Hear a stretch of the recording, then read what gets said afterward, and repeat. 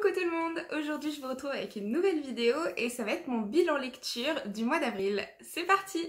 Alors en avril j'avais très envie d'attaquer avec la saga Shades of Magic et du coup le tome 1 de V.E. Schwab chez Lumen. Je l'avais acheté neuf pendant un passage chez Cultura. Donc j'étais très contente de l'avoir trouvé, il me tentait depuis un sacré moment et du coup ça y est, je l'ai eu et je l'ai lu. Si vous voulez mon avis complet sur la saga complète, n'hésitez pas à aller voir une vidéo que j'ai fait assez récemment qui s'appelle Zoom sur Shades of Magic et du coup je vous détaille un petit peu tout ce que j'en ai pensé. Donc je vais pas trop m'étaler dans cette vidéo mais du coup allez voir là-bas parce que j'en parle énormément et de manière plutôt détaillée. Donc voilà, j'ai lu ce tome 1 que j'ai adoré et du coup j'ai enchaîné directement avec le tome 2 Shades of Shadows. J'ai eu du bol parce qu'en fait une semaine je pense après avoir trouvé Shades of Magic chez Cultura en neuf, j'étais allée faire un tour chez Gilbert Joseph et j'ai trouvé le tome 2 d'occasion. J'ai dû le trouver pour je sais pas 12-13 € au lieu de 16 ou 17, donc pas énorme réduc mais quand même, donc j'étais trop contente. En plus il est en super état, donc j'étais trop contente, j'avais direct la suite, donc trop bien. Ce qui fait que j'ai pu enchaîner mes lectures et j'étais trop contente parce que j'ai vraiment adoré cet univers. J'ai adoré les personnages, c'était top. Et le tome 2, je crois que j'ai vraiment eu un gros coup de cœur sur ce tome 2, c'était vraiment trop bien. Et en plus le tome 2 finit un peu en cliffhanger. Du coup j'étais là, je voulais trop la suite et surtout la fin puisque du coup c'est une trilogie. Sauf que j'avais pas le tome 3 dans ma bibliothèque. Je suis partie chez Gilbert Joseph, je sais pas, genre le lendemain où je voyais que j'avais genre 30 pages à finir et du coup je le cherchais partout et impossible de trouver le tome 3 en librairie, que ce soit neuf ou d'occasion, vraiment impossible, personne l'avait dans ses rayons. Donc j'ai commandé sur internet le tome 3 chez Cultura et je suis allée le chercher en magasin le lendemain ou le surlendemain quand le bouquin est arrivé, c'était hyper rapide donc ça c'était cool. Mais du coup, entre-temps, il fallait bien me nourrir de lecture. Donc j'ai lu le tome 2 de Blue Flag. Du coup j'ai continué le manga Blue Flag et je suis ravie d'avoir pu lire ce tome 2. J'aime beaucoup l'histoire et j'étais ravie de retrouver les personnages. Donc je crois qu'il y a 8 tomes. Comme je vous ai dit, je vais essayer de me faire un tome par mois. Donc là... le jour où je vous tourne cette vidéo, on est le 8 mai, donc j'aimerais bien aller en librairie prochainement pour m'acheter du coup le tome 3 et puis un autre bouquin, je vous en parlerai plus tard. Mais du coup ouais, je continue sur ma lancée de un tome par mois et j'aime beaucoup, je suis contente.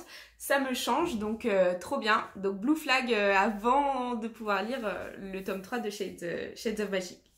Et enfin, quand j'ai eu le SMS en mode votre bouquin, votre commande est arrivée chez Cultura, venez vite le chercher, je suis partie le chercher et du coup j'ai eu mon Shades of Light, le dernier tome de la saga Shades of Magic.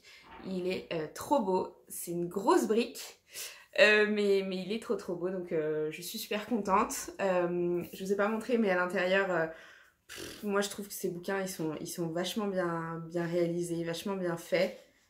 C'est trop beau à chaque fois à l'intérieur, bref. Des petits bijoux. Donc trop contente d'avoir eu enfin celui-ci et j'ai pu lire du coup la fin de cette histoire et j'étais pas déçue du tout, donc trop contente. Voilà, Shades of Magic, j'ai lu la trilogie du coup sur ce mois d'avril.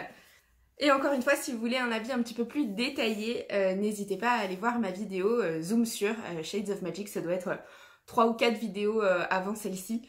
Peut-être un peu plus, je sais pas quand est-ce que je vais la publier, mais du coup voilà. Après avoir lu cette trilogie, étant donné que j'ai pas mal enchaîné les tomes et que j'ai adoré l'histoire, j'ai eu une panne de lecture. Ça m'arrive souvent, je vous en parlais dans une de mes dernières vidéos, ça m'arrive souvent quand je termine des sagas où je lis les tomes de manière assez les uns à la suite des autres. Et du coup je suis tombée en panne de lecture pendant je dirais 8-10 jours. Je pense que j'ai fini Shades of Light, on était aux alentours du 15-16 avril, quelque chose comme ça, on était mi-avril, donc pas si tard que ça dans le mois. Et ça m'a mis vraiment une grosse panne de lecture pendant ouais, une semaine si ce n'est plus. Et après, je me suis un peu forcée à reprendre avec celui-ci, qui est Punto Basta de Lionel Froissart aux éditions Héloïse d'Ormesson. J'ai lu celui-ci, qui est pas très long du tout, il fait moins de 200 pages, il me semble. Ouais, 183 pages très précisément. C'est l'histoire, ça je vais vous dire un peu l'histoire, c'est l'histoire de Jocelyne qui fait un petit peu sa vie tranquille, elle a des copines, voilà, elle a sa voiture et puis elle va faire des petites soirées chez ses copines, elle est trentenaire je pense. Et un soir, elle rentre avec sa voiture et elle a un espèce d'accident. Elle s'arrête pas pour aller aider les gens. Elle fait un délit de fuite au final. Et elle rentre chez elle un peu sonnée, mais bon, a priori, ça va. Et au final, le lendemain, elle se rend compte que aux infos, tout le monde parle de cet accident qui a eu lieu sous le pont de l'Alma.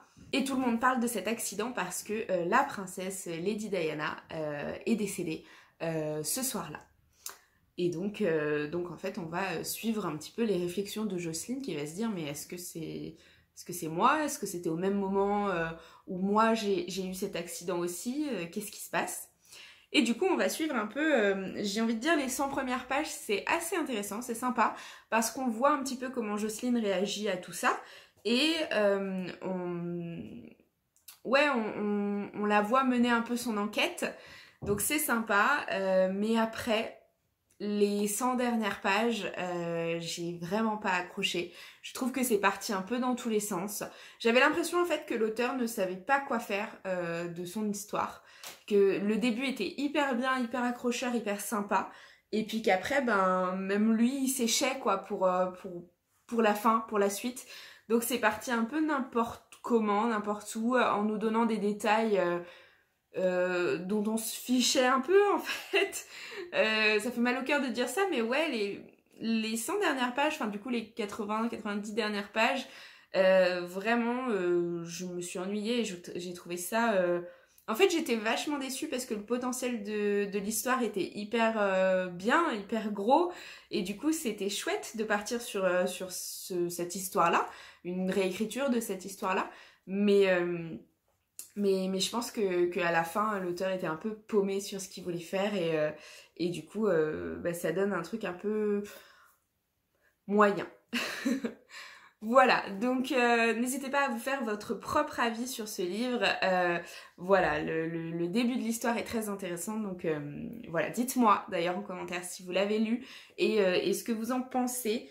Je serais très curieuse de savoir ce que vous en pensez et de pouvoir en discuter avec vous. Ça m'intéresse beaucoup. J'ai lu ce livre très rapidement. J'ai dû le lire sur 2-3 jours étant donné qu'il est très court et que ça se lit relativement vite. Donc j'ai lu ça, on devait être aux alentours du 20 avril. Et après, repeine de lecture. Jusqu'à maintenant, je suis toujours dedans. Alors après, pour me sortir de ma panne de lecture, je voulais dans l'idéal relire... j'aurais aimé relire les Harry Potter, mais j'aimerais les relire à une période un peu plus octobre, novembre, décembre, vous voyez, dans cette période-là, c'est plus sympa. Donc du coup, ce que j'ai fait, c'est que j'avais du temps vu que j'étais en chômage partiel et je me suis vue tous les films, je me suis fait un marathon. Et j'ai regardé 1 à 2 films par jour, un par jour en moyenne. Et du coup, sur même pas 8 jours, je me suis fait les 8 films. Et c'était très cool. Donc du coup, c'était pas de la lecture, mais je vous en parle quand même. Donc très cool, une belle... un beau plongeon de nouveau dans cet univers. Donc c'était chouette. Et puis là, fin avril, j'ai tenté de me mettre dans un livre, mais je n'arrive pas du tout à me mettre dedans. Je suis très déçue. C'est La 9e maison de Leigh Bardugo. Et j'avoue que ouais, j'ai lu 80 pages et je suis pas dedans. Au début, je comprenais rien. Donc je pense que je vais laisser tomber, que je vais... alors je vais pas l'abandonner pour de bon parce que j'ai discuté avec certaines filles sur Insta qui m'ont dit que voilà, on se met dedans après et que c'est prenant après. Mais du coup je pense que je suis pas dans le bon état d'esprit pour le lire en ce moment. Donc je vais me le garder pareil pour Je pense pour octobre, novembre, c'est plus une période qui correspond à l'ambiance du livre. Donc je pense que je vais faire ça.